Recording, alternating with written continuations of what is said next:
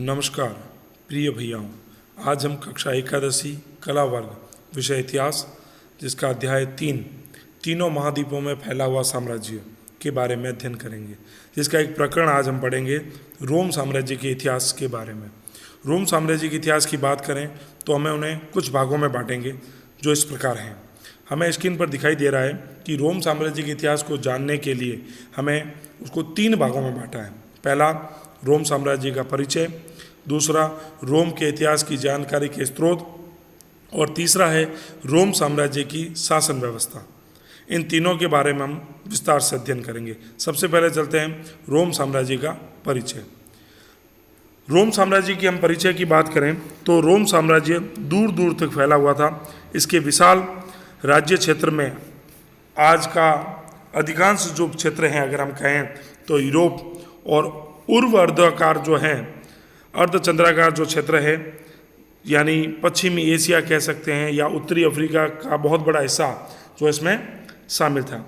इस अध्याय में हम ये देखने का प्रयत्न करेंगे कि समाज जो इस समय साम्राज्य का गठन कैसे हुआ, किन किन राजनीतिक ताकतों ने इसमें अपने भाग्य को बनाया, संवारा, इस साम्राज्य के लोग किन किन सामाजिक समूहों में विभक्त थे। हम देखेंगे कि यह साम्राज्य अनेक स्थानीय संस्कृतियों और भाषा के वैभव में से संपन्न हुआ है। यहाँ की स्त्रियाँ की कानूनी स्थिति जो है काफ़ी सुदृढ़ थी। वैसी स्थिति आज अनेक देशों में हमें देखने को मिलती है।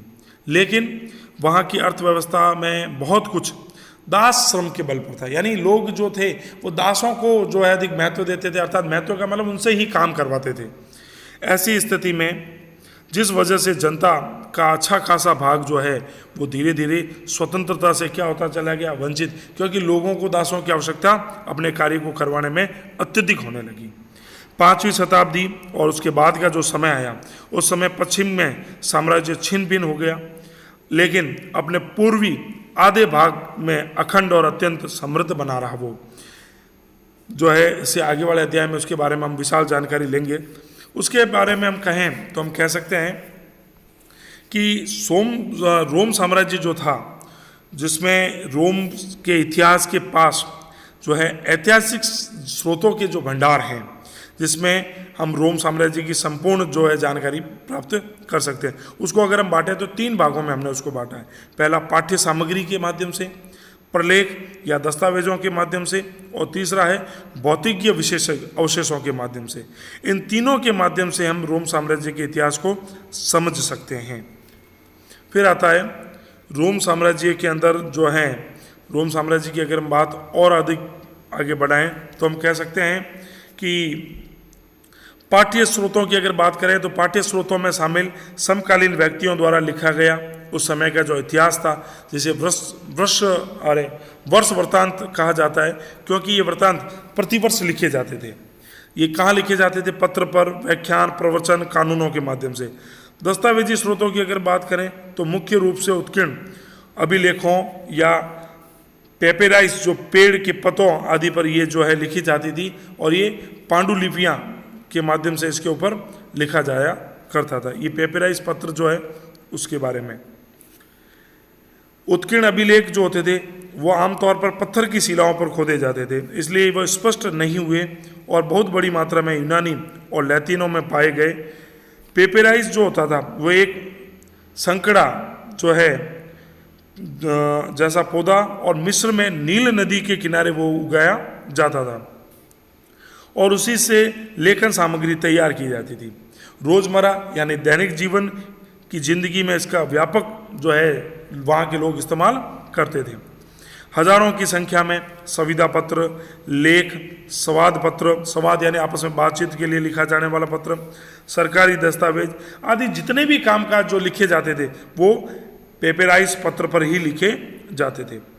पेपेराइजोलॉजिस्ट यानी पेपेराइज शास्त्री, जो पेपेराइजोलॉजिस्ट का मतलब होता है जो पेपेराइज पत्र पर लिखते थे, लिखने का काम करते थे, यानी हिंदी में अगर कहें तो पेपराइज शास्त्री कहे जाने वाले विद्वानों द्वारा प्रकाशित की गई भौतिक अवशेषों में अनेक प्रकार की चीज़ें उसमें शामिल हैं, जो मुख्य रूप से पुरातत्वविदों का मतलब होता है जो प्राचीन जानकारियां रखने वाले विद्वान जो थे, उनको ये सारी चीज़ें खुदाई, क्षेत्र और सर्वेक्षण के आदि के माध्यम से उनको ये मिली है। जैसे हम कह सकते हैं स्मारक मिले, इमारतें, अन्य प्रकार की संरचनाएं, मिट्टी के बर्तन, सिक्के, पिचकारियों का सामान, यहाँ तक कि संपूर्ण भूदृश्य सामग्रियाँ भी उसको मिली। अब उसको हम और अधिक विस्तार से लें तो देखेंगे रोम साम्राज्य के इतिहास की सामग्रियों की हमने पढ़ा है, जैसे पाठ्य सामग्रियाँ, प्रलेख, दस्तावेज और भौतिक अवशेष।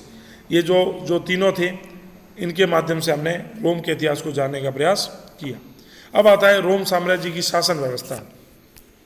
रोम साम्राज्य की अगर हम शासन व्यवस्था की बात करें तो हम क्या कहेंगे, देखिए ईसा मसीह के जन्म से लेकर 7वीं शताब्दी के पूर्वोत्तर में, यानी लगभग 630 के दशक तक की अवधि में अधिकांश यूरोप, उत्तरी अफ्रीका और मध्य पूर्व के विशाल क्षेत्र में दो सशक्त, यानी दो बड़े, सशक्त का मतलब शक्तिशाली जो है साम्राज्यों के शासन था।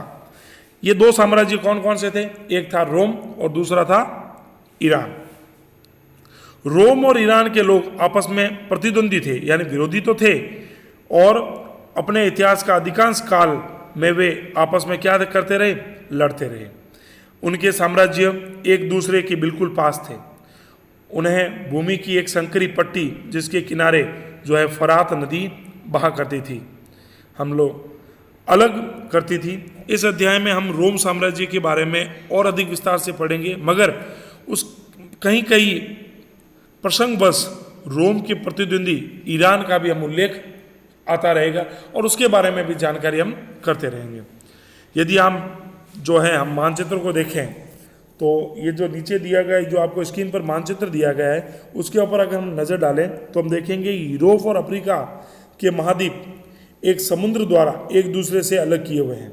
यूरोप और अफ्रीका के महाद्वीप को देखें तो एक समुद्र द्वारा हमको ऐसा लग रहा है कि उनको अलग कर रखा है, जो पश्चिम में स्पेन से लेकर पूर्व में सीरिया तक फैला हुआ है। इस समुद्र को क्या नाम दिया गया? भूमध्य सागर कहा गया है। और इन दोनों रोम साम्राज्य का हृदय जो था, ये दोनों जो हैं रोम साम्राज्य के हृदय के रूप में कहे जाते हैं। रोम का भूमध्य सागर और उत्तर व दक्षिण की दोनों दिशाओं में सागर के आसपास स्थित सभी प्रदेशों पर क्या था? अपना अधिकार था।